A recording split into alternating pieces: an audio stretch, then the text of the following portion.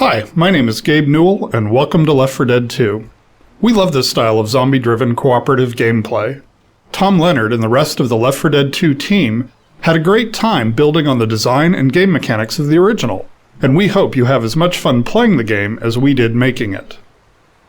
To listen to a commentary node, put your crosshair over the floating commentary symbol and press your use key.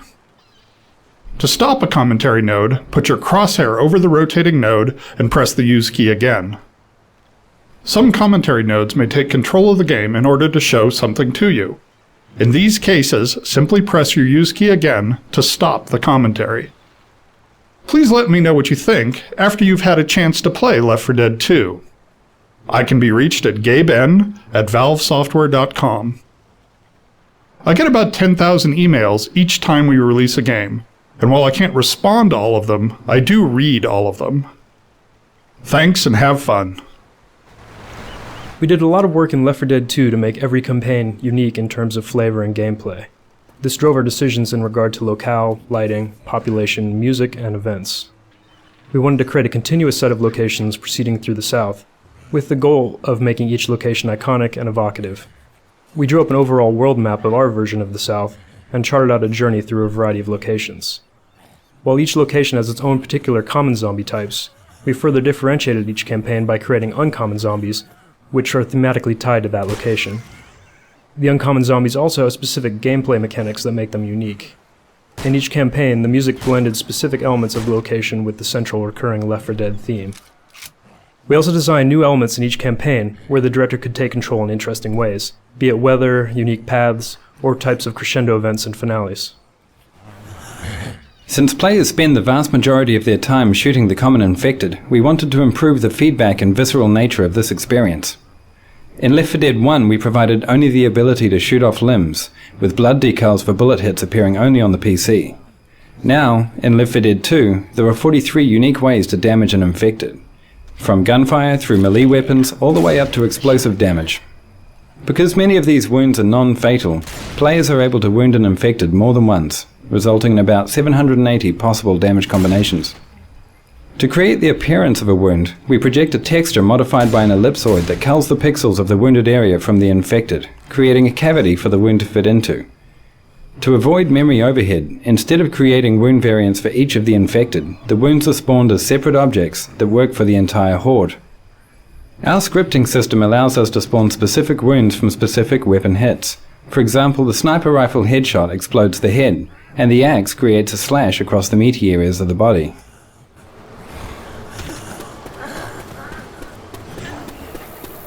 The body piles were generated by tossing self-colliding ragdolls into a level in-game, then exporting out the result.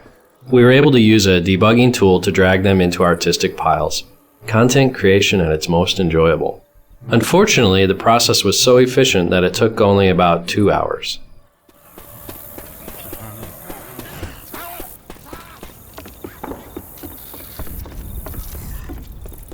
The guiding sound design principles in Left 4 Dead, as well as Left 4 Dead 2, were to stay as organic as possible and to reflect the world within which the game takes place. For example, the monsters are all former human beings grotesquely transformed. And as such, all of their vocalizations are human performances with very little effects processing, if any at all. The challenge with the new character sounds in Left 4 Dead 2 was to keep them clearly audible for gameplay, reasonably believable at unrealistic distances, and clearly identifiable as unique. The existing bosses already used the pitch spectrum for differentiation, so we expanded into more characterizations. The Charger mutters unintelligibly to himself, the Spitter is trying to screech out her bile hairball, and the Jockey, well, who knows what he's on about. We wanted to improve the variation on the infected while keeping their memory footprint identical. The entire horde is never comprised of more than 5 head textures and 5 body textures. We use a luminosity lookup into a gradient texture for tinting variation, allowing us to not only get a hue variation, but also a luminosity variation. For example, we can make a black or white t-shirt out of the same texture map. The gradient is broken up into zones, so that we can tint areas of clothing and skin differently. The infected texture also includes 4 distinct masks for blood and detail, such as dirt or pond scum. We randomize both the gradients and the masks each time an infected is spawned. We also randomize the body and head meshes, resulting in nearly 20,000 available variations in a typical map, up more than tenfold from the original Left 4 Dead.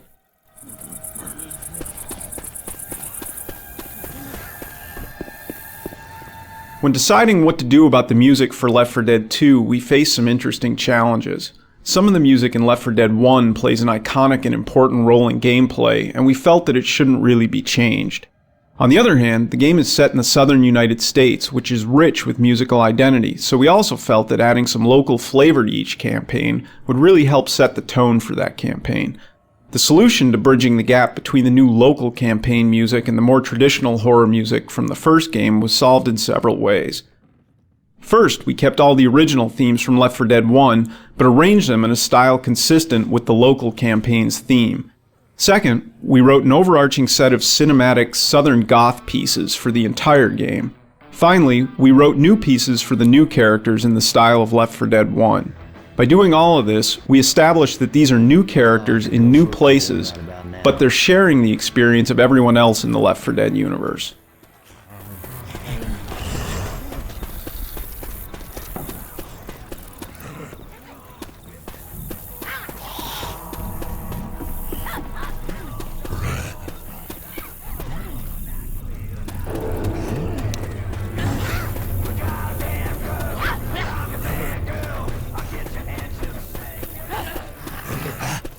The infected textures are part hand-painted, part photographic reference.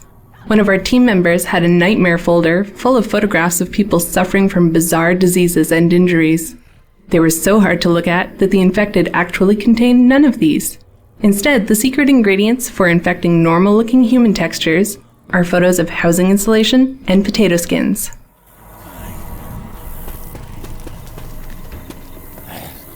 Oh hell, they're bulletproof! We wanted to invoke the feeling that the infected have lost their humanity and behave like feral animals. Seeing their eyes glow in the dark like those of a deer in headlights helps illustrate this. To create that effect, we authored the shader for the infected so that an artist could mark the regions that should reflect light towards the viewer in a texture. The artists quickly realized that they could also use this feature to make retro-reflective safety materials on clothing, which they put to use on several of the uncommon characters. You now see this effect on riot gear, cedar hazmat suits, and construction vests.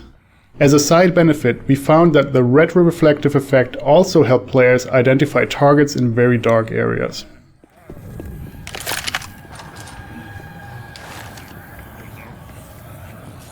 This restaurant was one of the first areas we populated with tables and chairs. In early playtests, a survivor would pop a boomer, and the resulting explosion sent tables and chairs flying everywhere. It was a great effect. We decided to furnish a few more areas like this, so that more players would be likely to experience it at some point in the campaign. Y'all better not shoot that car.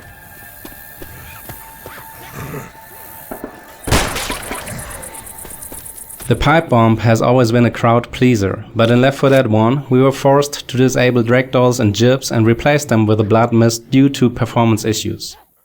This time, with a new wound system, a new ragdoll solver and new particle effects, we finally returned to our original vision. The pipe bomb causes visually catastrophic damage to the infected horde, to the delight of gamers and designers alike.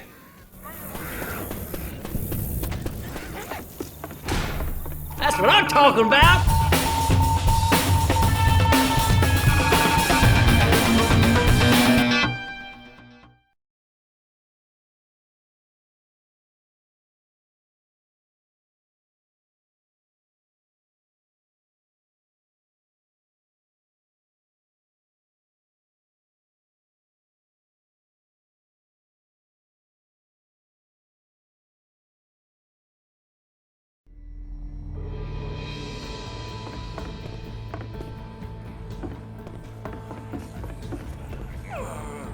In Left 4 Dead 2, we wanted to give players who were looking for a narrative a little more.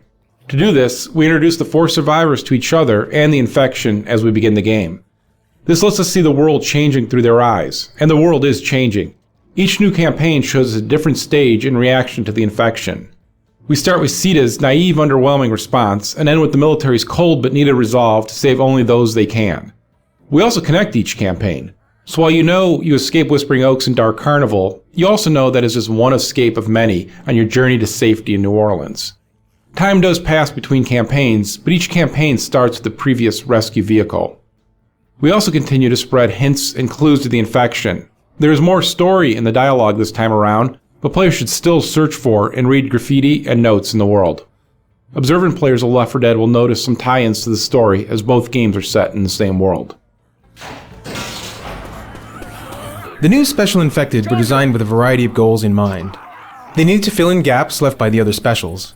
They needed to provide interesting combos with other Infected, and they needed to offer a new, fun set of skills for players to master, whether they are playing as or against the Infected.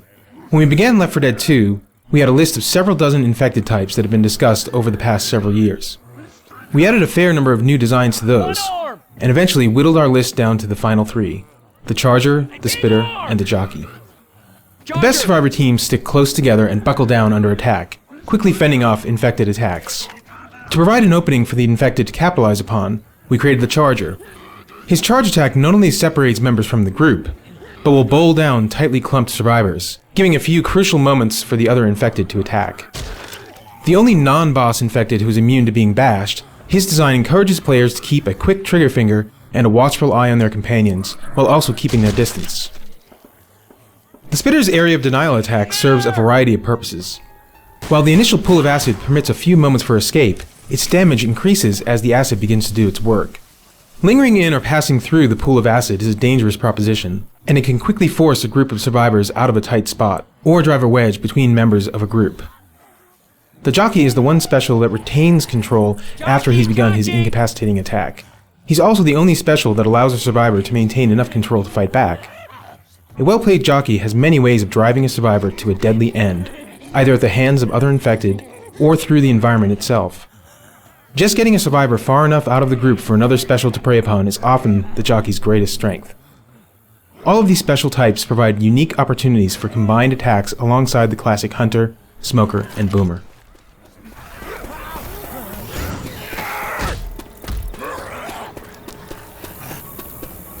The park started out having several paths that were dynamically changed for added replayability. However, playtesters found the paths confusing. When we removed the dynamic objects that forced survivors to go in certain directions, we found that having all paths open led to a better experience. Players still spend a lot of time in the park, but they could choose to go different ways every time they played the level.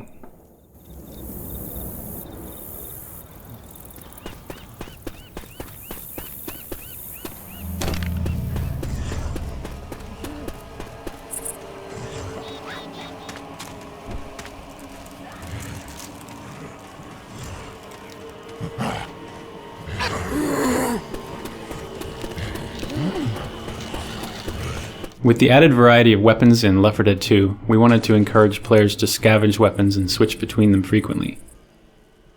We found that placing ammo piles scattered through the level fought against this goal, as players tended to find one gun they liked and then never switch, as long as they had practically endless ammo. We experimented with removing ammo piles from most of the environments, so that the only way to get more ammo was to find a new gun, and we immediately saw players switching weapon types more frequently. We also experimented with giving players deployable ammo packs, similar to the upgrade packs such as the incendiary and explosive ammo that are in the game today. Carrying an ammo pack was perceived as being less valuable than carrying a health kit though, and many players bypassed the item, counting on finding another gun along the way. We found it was important, however, to continue to place ammo piles in the finale areas, to give players a home base to fight from in the longer set-piece battles. The animators experimented quite a bit with the movement styles of the new Special Infected in order to help them contrast with the existing specials. Some early passes at the Spitter featured awkward, bouncy, bird-like movements with knock knees and pigeon toes.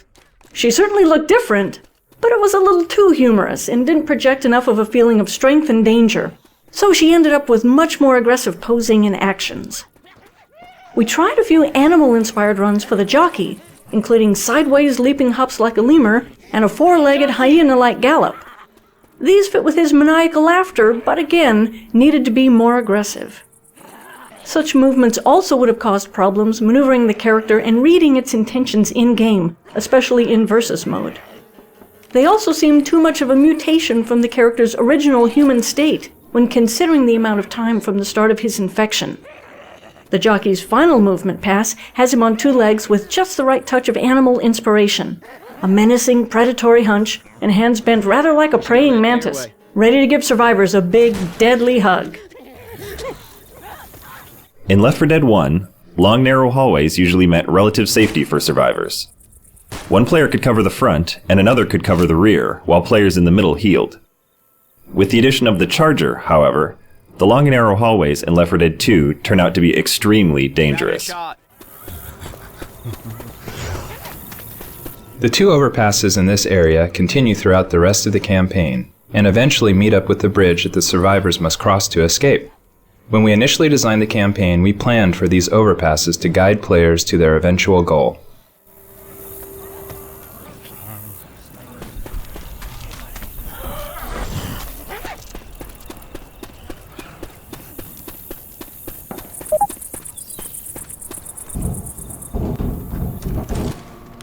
All right, let's not open this door till we're ready. The alarm scenario at the bus station was the first Left 4 Dead 2 crescendo event to feature the Gauntlet mode, where players must navigate along a path to deactivate the zombie rush. This proved to be a successful approach to countering the camping strategy of finding an optimal corner and holding out.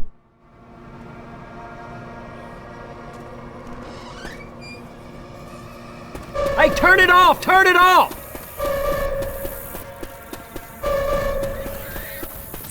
Run!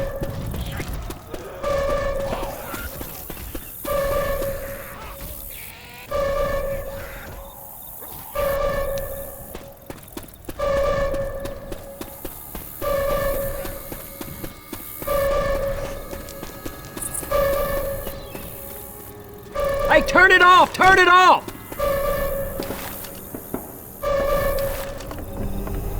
I got it!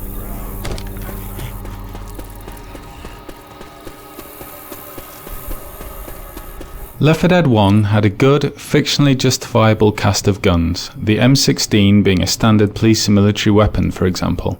In Left 4 Dead 2, we had the opportunity to do something a bit less generic and use some more interesting guns, while still being aware that we had to justify their place in the game. The Desert Rifle, for example, is used to suggest that the military had rerouted guns meant for the Middle East back to deal with the domestic crisis, hence the desert camouflage scheme on the gun. The ever-popular AK-47, which is actually part AK-74, is so plentiful that it's easy to justify its appearance almost anywhere, whereas the silenced SMG is more of an underground, criminal-looking weapon, so it's interesting to think how this has found its way into the survivors' hands. The hunting rifle from Left 4 Dead 1 is back, and we've added a military sniper rifle which is double the clip size and is more of a scoped semi-automatic assault rifle, rather than the classic bolt-action sniper rifle, which would be ineffective against the Horde. Left 4 Dead 2 also features a variety of pistols, including a custom civilian handgun, a standard issue police sidearm, and a large caliber magnum.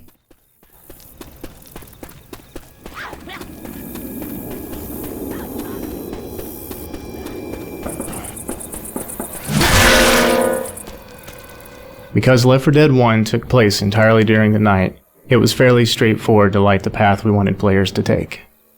For campaigns that take place during the day, we had to find other tools to help the player along. The most valuable tools were visible landmarks, such as gas station signs, overpasses, the bridge, and smoke from wrecked aircraft.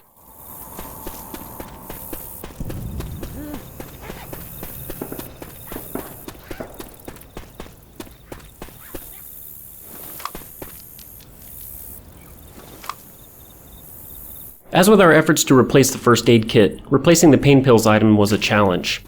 Initial versions of Adrenaline allowed players to run faster and perform certain actions faster, such as reviving other players. But the pills already give 50 temporary health points, which is enough health for injured players to run at full speed again, so the Adrenaline needed something extra. We expanded the actions that could be affected by Adrenaline, shortening the time it takes to use health kits, defibrillators, and upgrade packs. We sped up the player beyond their normal maximum speed and made them resistant to being slowed down by hits from the infected. Although it doesn't give as much health as the pain pills, we found many interesting strategies began to emerge from the well-timed use of adrenaline. As we added more special infected characters to Left 4 Dead 2, we faced a challenge in designing unique sounds for them that players could easily recognize and distinguish from the other specials and from the common infected. In Left 4 Dead, the 4 male specials each had both a distinct tonal range and a character attribute to keep them unique. For instance, the Boomer's vocalizations were kind of a slow, deep, bassy gastric horror. As we added the new specials into the mix, it became increasingly difficult to avoid impinging on the sonic space of the previous specials. We found that we couldn't rely so much on using the tonal range for distinction, and instead had to push harder on characterization to help them to read clearly to players. For example, the jockey is in the high, bright tonal range of the smoker, and even the upper end of the hunter. But since the infection has left his brain in a constant state of hysterical mania, his vocalizations read clearly apart from these other specials. Sometimes it can be challenging to find a characterization that will lend itself to both a special's active and idle or lurking modes. For instance, with the Charger, we started out with a non-verbal angry muttering, kind of a griping bark that we all liked. Though the personality in his idle states was interesting and distinct, we found that we needed to ramp his vocalizations up to a more sustained yell for his attacks to get the right sonic intensity for these events. In subsequent playtests, however, we found that players were often surprised when attacked by the Charger, as they would associate him only with the aggressive attack vocalizations he makes from the point that he sees them through his charge, and since he would generally see players before they saw him, they didn't have a chance to connect him with the angry, non-verbal mutterings of his idle states. So we ended up recording new vocalizations for these states, mixing in elements of his more strident calls and yells amid the gripes and barks of his idle states, so that players could more readily make the leap to recognizing a lurking Charger in the vicinity. The Source Engine's animation system is a powerful tool that lets us create animations procedurally instead of authoring each of them individually by hand. There are various reasons for doing this, which become clear when we consider the challenge of animating the jockey riding a survivor. From the start of the jockey's design, we wanted the survivor to be able to fight back to some degree. With that in mind, we decided it would be vital for the survivor to know the jockey's intent, regardless of how successful he was at acting on it. So even though you may be stuck against the table going nowhere with a jockey on your back, we want you to understand that the jockey is really trying to get you out that door at the end of the room, and around a corner where your friends can't help you. To accomplish this, we implemented a system of animation layers for the survivor that would work in conjunction with the jockey. These layers are attached to different controls that the code interacts with, called pose parameters. The first layer consists of the survivor's upper body from the waist up, which allows the survivor's reactions to work in sync with the jockey's motion. The second layer is the survivor's locomotion, constrained to the lower half of his body from the waist down. So, in the scenario we just described, when the jockey is in full control and has a clear path to the door, the code tells the upper body of the survivor and the body of the jockey to lean in that direction, and sets a post parameter for the survivor's legs to move along that vector as well. However, things get more interesting when the survivor regains some control and steers himself to get stuck on the table. Even though you've stopped moving towards the door, we don't want the jockey's animation to suddenly sit straight up and give the impression he isn't still trying to steer you there. By splitting the survivor's animation into two different animation layers that we composite together, your upper body and the jockey can remain leaning towards the door, while the code tells the legs to stop walking because you're stuck on the table and can't advance. This robust system of procedurally compositing upper and lower body animation layers and position in real time, as we've shown in this case, saved us a lot of authoring time as well as memory inside the game, both of which are finite and very valuable on any project. Mile bomb incoming. That's right. You can't kill us.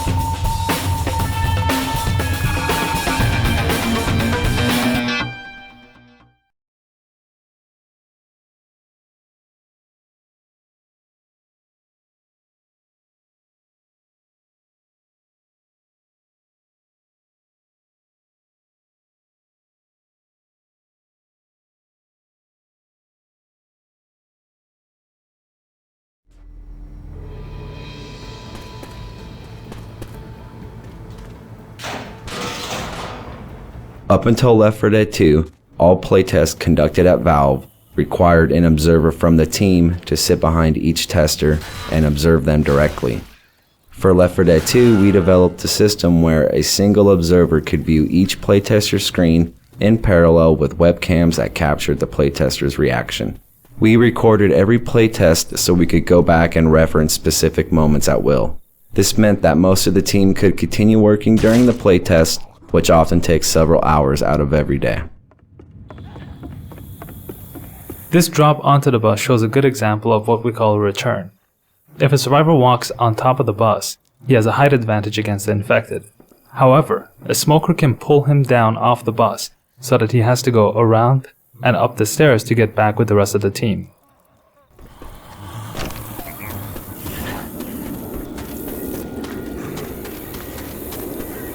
Setting fires to zombies was always a high point in Left 4 Dead, and we wanted even more ways to light zombies on fire in Left 4 Dead 2. This dream gave rise to incendiary ammo.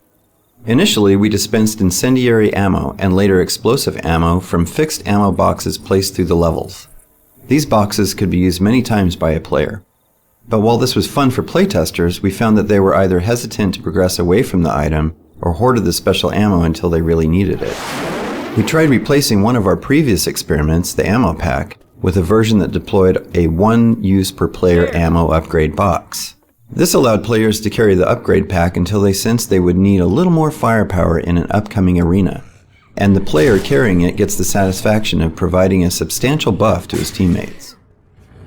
As with the smoker, the spitter has a gameplay style which necessitates making her more visible to the player at a distance. Since the spitter's strategy is to hit and run, striking at the survivors from far away, we needed distinct visual markers to differentiate her in the dark spaces during the chaos of combat. To this end, we concocted a glowing drool that would illuminate her and create a sharp contrast to the other game colors, while playing off the green death motif associated with the infection. The trail she leaves, which is visually similar to her projectile attack, allows players a brief chance to track her movements when she retreats to hide. After we shipped support for custom add-on campaigns via the VPK format, we realized that while many people can install and play these campaigns, it was difficult to discover what add-on campaigns other players were playing. We also noticed that few players were joining games of different difficulties since it wasn't clear how many other games were available for each setting. To solve this, we implemented a browser that shows nearby lobbies. The lobby browser displays the campaign, the difficulty level, and how many lobbies have open slots available. We also display lobbies for campaigns you have not yet installed, offering the chance to download them directly. Once the lobby browser was released, we saw a sharp increase in the number of custom campaigns being played. Custom survival maps are particularly popular, with themes ranging from supermarkets to medieval castles. The laser sight weapon upgrade came from an experiment during the development of the first Left 4 Dead, though we didn't end up shipping them at the time. While developing Left 4 Dead 2, when we were talking about interesting items that players could scavenge out of the levels, we remembered the visual impact of those red laser beams. The original intention of the item was to increase the accuracy of the guns, but the more valuable benefit was accidental. You could now see where the other members of your team were aiming. We also liked the choices that confronted players when they had to decide whether or not to swap out their upgraded weapon for one of a different style.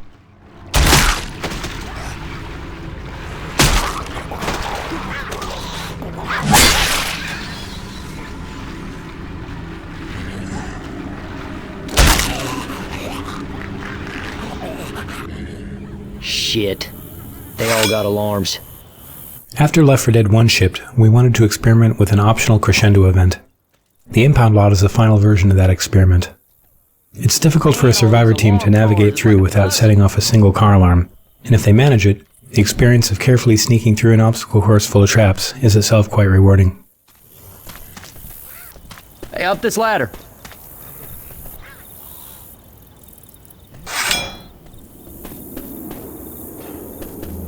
Cool, man. There's a... Oh, shit! Since managing health with a first aid kit is such a large part of the player's decision process, finding a new item for the backpack slot proved to be difficult. We wanted the new item to be as valuable as a health kit in certain situations and have a big benefit for the team, as opposed to being merely another offensive weapon. It needed to have a user interface similar to the health kit, requiring a target and an action that takes some time to perform. We also liked the idea of an item that would act like a get-out-of-jail-free card, an insurance policy in case of a tank or witch attack. Our exaggerated version of a hospital defibrillator immediately conveyed the purpose of the item. Plus, it gives the survivors a chance to yell, "Clear!" Something that was always sad for us to watch in Left 4 Dead was that players would always choose an optimized path through a level once they played the map a couple times. That meant the hard work we put into other areas of the map would never be seen. So one thing we wanted to add in Left 4 Dead 2 was the ability for the AI director to change the path of the survivors through a level, so they have to take a different path each time. The cemetery contains one example of this new approach. There are 4 different paths that the AI director can create for the survivors. It does this by spawning in and out particular crypts and gates. When we began development on Left 4 Dead 2, we decided early on to cast a totally new band of survivors in the lead roles. This involved extensive concept sketches, then a period of evaluating actors with the help of several talent agencies. Once the actors were cast, we brought them in for a full costume photo shoot and conducted 3D scanning of their facial features. This reference was then used by our artists to create high-detail digital sculpts, which formed the basis of our in-game characters. The goal from the beginning was to provide the player with a lineup of believable survivors, real people juxtaposed against extraordinary situations.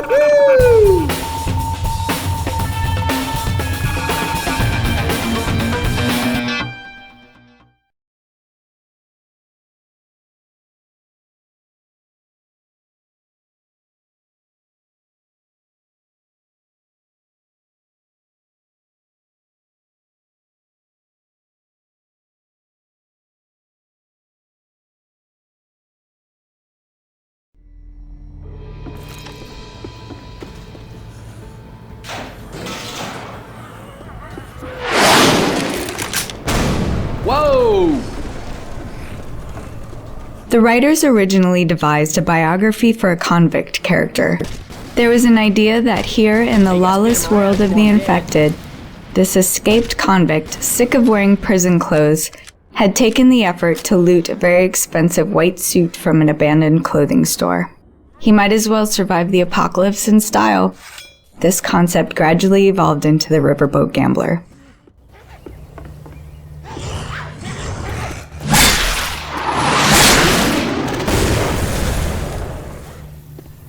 This balcony was designed as a fish-in-a-barrel moment, where the survivors can come out to the street and pick off a bunch of the wandering infected, without being in much danger. We felt it was a good introduction to our interpretation of Bourbon Street, giving a nice atmospheric vista without too much immediate threat.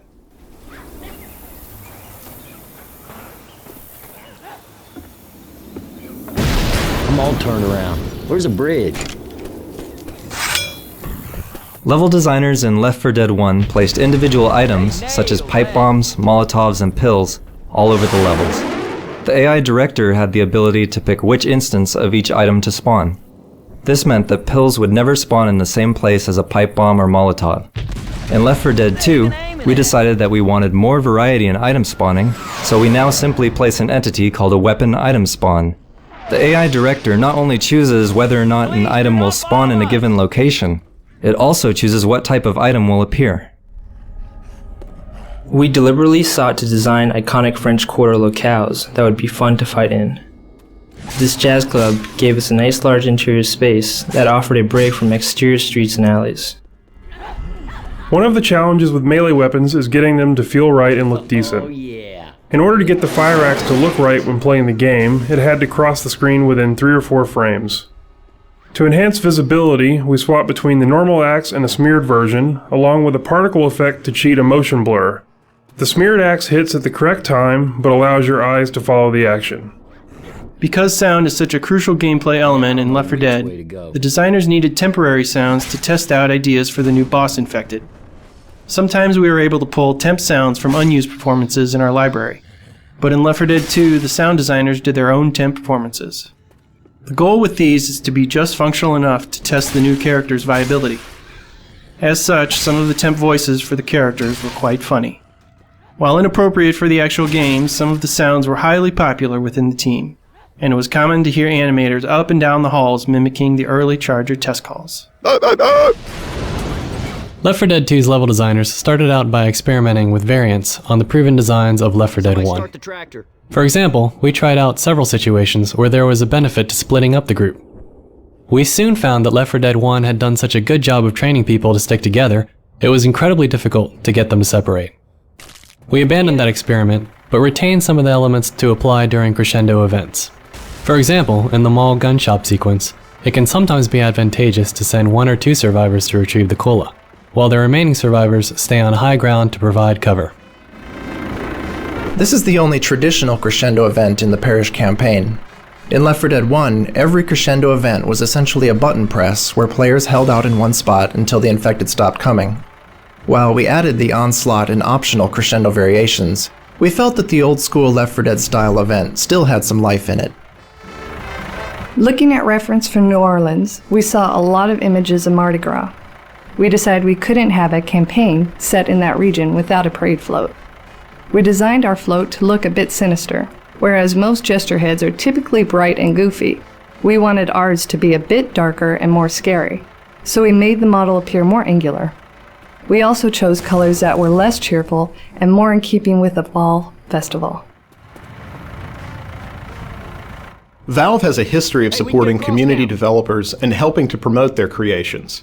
And with the Left 4 Dead games, we've taken the opportunity to make the great content our community produces even more accessible with our new add-on system. Content creators can package new campaigns into a single add-on file, which end users can easily install.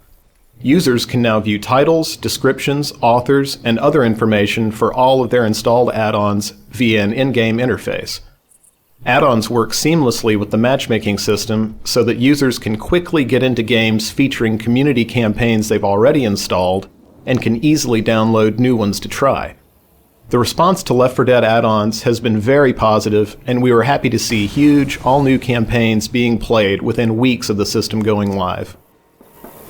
Given the realistic nature of Left 4 Dead, players expect the zombies and survivors to move in natural ways. However, animating that kind of motion by hand is very difficult and time-consuming, and anyone can tell when it's not quite right. Since we don't want every zombie to move the same way, a large number of motions are required to provide enough variety. All of these constraints drove us to use motion capture. The process of motion capture really begins with the character designs.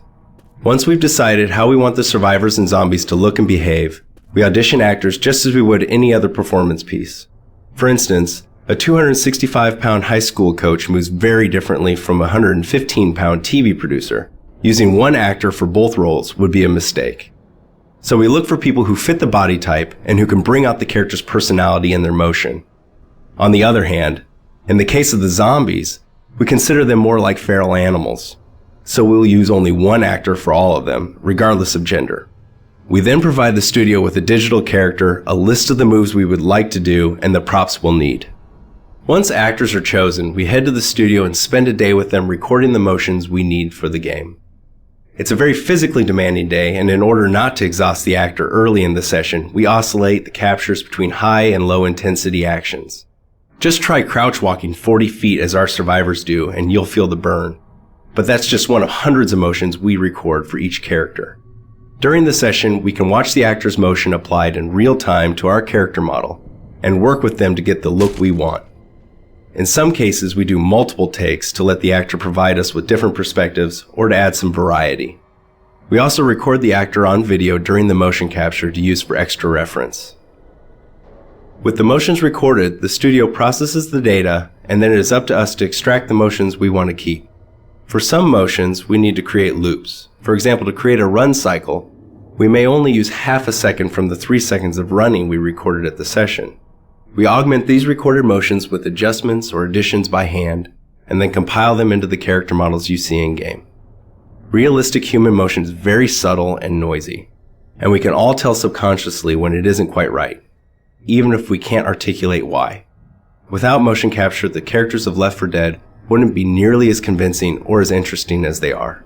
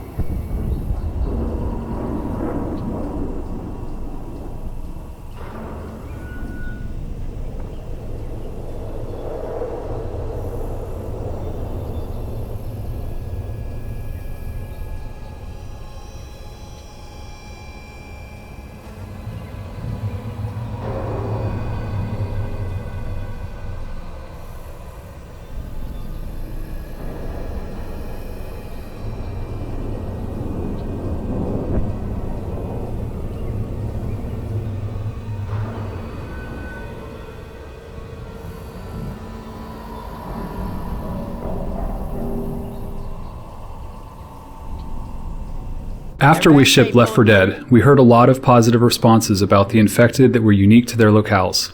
There were patients in the hospital, cops in the streets, and TSA agents in the airport. We wanted to add further variety to Left 4 Dead 2's campaigns, so we decided to include an uncommon common infected for each campaign. The first to be added was the Ceta guy. Once we got him in the game, we realized that his uniqueness should not merely be visual, but should extend to gameplay as well.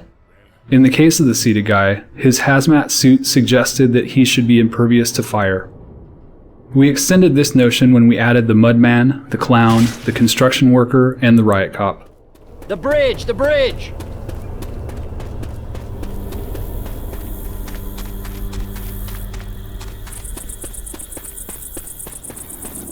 In Left 4 Dead, our designers could place alarmed cars in levels.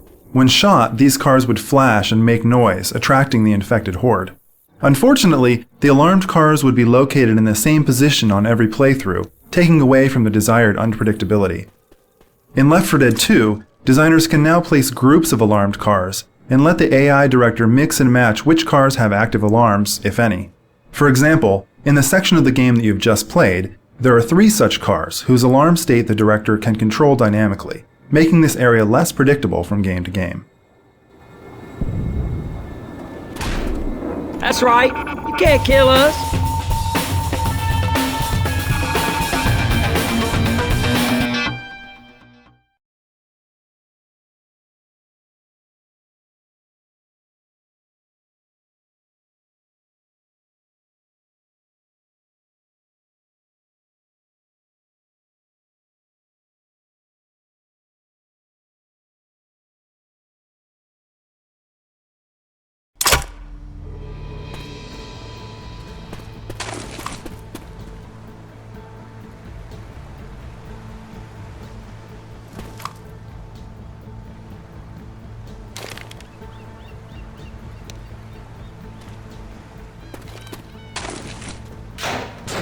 Finally on the bridge. This finale felt risky at first, since it involved the players just moving in a straight line almost the entire time. We wondered whether the experience would feel rich and varied enough. However, given the fiction and fantasy of the space, we found players were constantly making small movement decisions that kept them interested and immersed, and our concerns about monotony fell away. In addition, while we originally designed it to require constantly moving forward, we found that different players have different comfort levels for moving and shooting. Some players just can't do both at the same time. So we tuned the director to adapt to different playstyles, adjusting the pacing so the different players would still have a good sense of progress and be able to reach the end. Game assets are more likely to make it through production if they serve the game on multiple levels. Take this bridge ramp for example. Movement-wise, it acts as the starting gate. Audio-wise, it acts as the starting gun. Visually, it blocks and breaks up a potentially uninteresting view. Fictionally, the seizing malfunction and resulting loud bang make it clear that the players have attracted every infected on the bridge.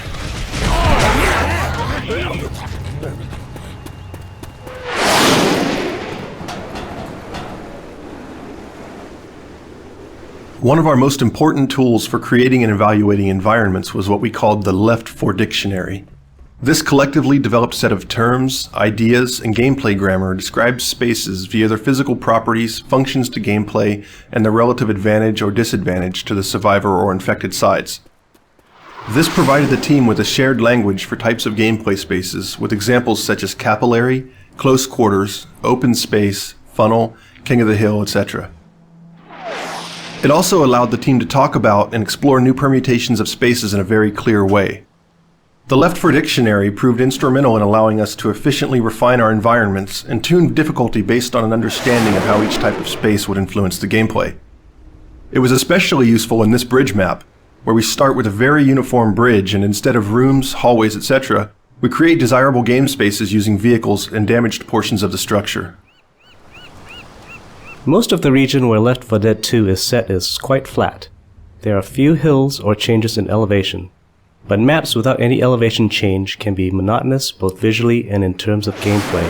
That's why this double-decker bridge was not only a visually strong set piece, it added the much-needed element of verticality to the campaign.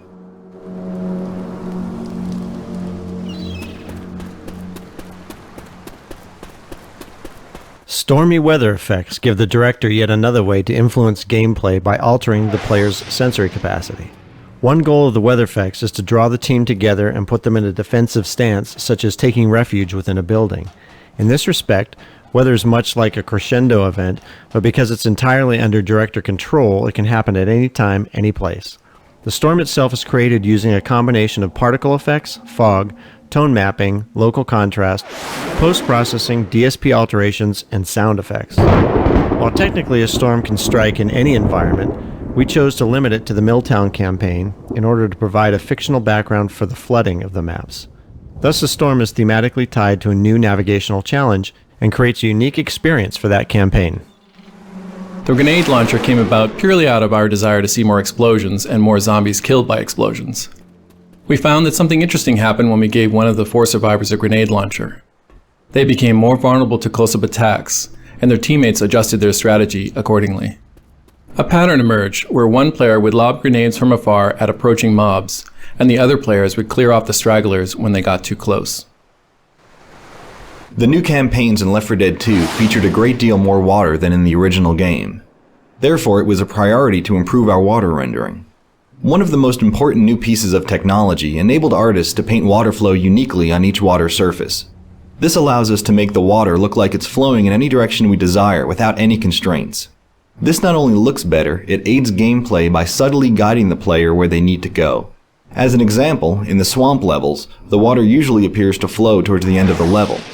And water is far more convincing when you can actually see it flow around obstacles like trees and rocks.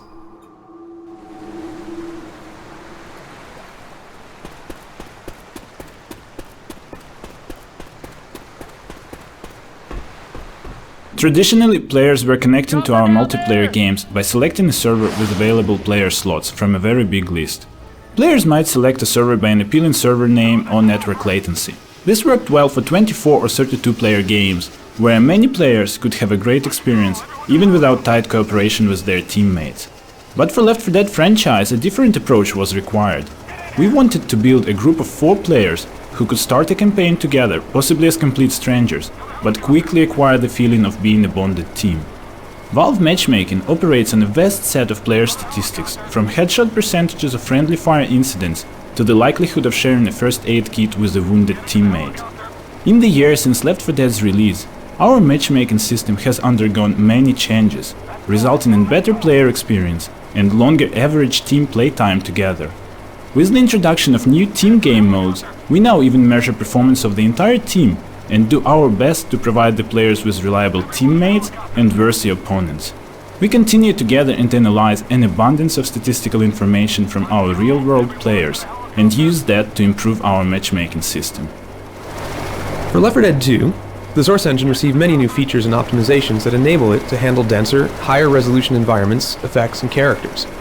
This gave us leeway to fit additional weapons, creatures, and larger environments into the same footprint as Left 4 Dead, while increasing the quality of each element across the board. Many of our particle effects now use several new techniques which at least double their visual resolution while requiring no additional memory. This has enabled us to create complex weather effects such as the heavy thunderstorms in the Hard Rain campaign. The new zombie horde is considerably more variable than that of the first game, with higher resolution meshes and skinning. Not only do the infected look better, but using a combinatorial meshing and shading system, there's over tenfold the number of variations possible in Left 4 Dead 2 while consuming no new memory. The environments also feature considerably more polygonal density than the first game. Many elements that would have been painted into a texture are now fully modeled in the environment. Foliage looks cleaner, while also responding naturally to weather conditions. Additionally, water has gotten a major visual upgrade over Left 4 Dead 1, with far superior lighting, reflections, and flow mapping. All these pieces come together to improve the visuals of the game while keeping it smooth to play.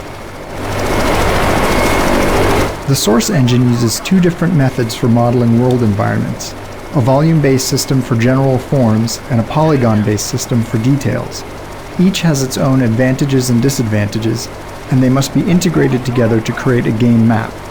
One of the challenges associated with this setup is that the two systems have mostly separate authoring pipelines, and it's easy to make a change in one and break a tightly integrated set.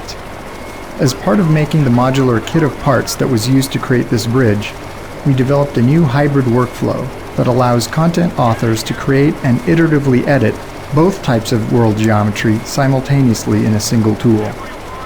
The resulting modules are pre-optimized Lego blocks that can be fitted together, allowing the level designer to focus more on gameplay and less on modeling.